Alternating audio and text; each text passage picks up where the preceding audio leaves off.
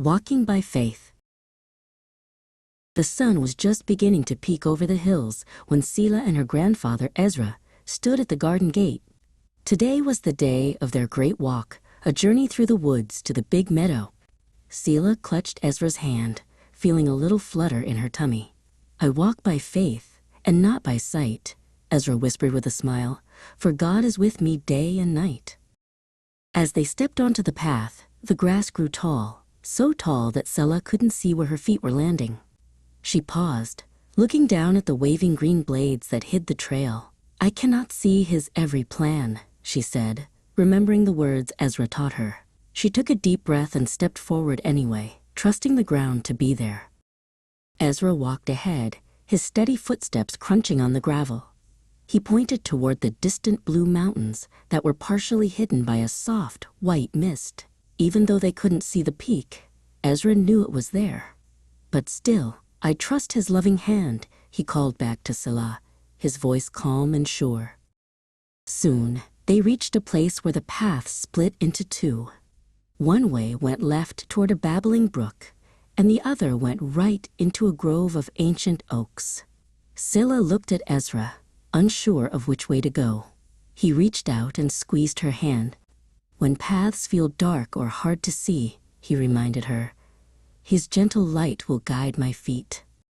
They chose the path into the woods, where the branches of the great oaks stretched out like a giant ceiling. The forest was cool and dim, and the shadows danced on the mossy floor. Selah stayed close to Ezra.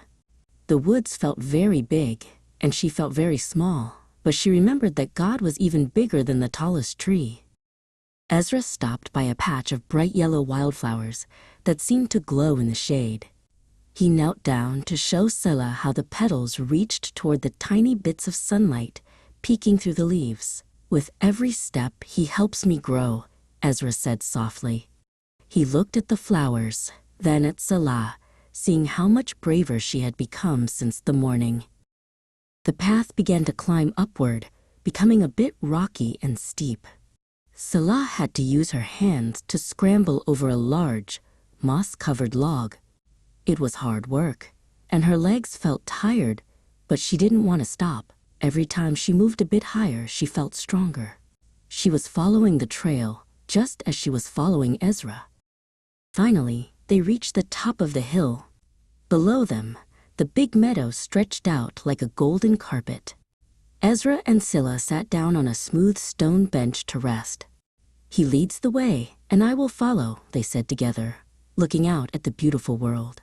From up here, they could see the whole path they had traveled. As the sun began to set, the sky turned shades of pink and purple. A single, bright star appeared in the twilight. The way back home would be new to Selah in the dark, but she wasn't afraid anymore.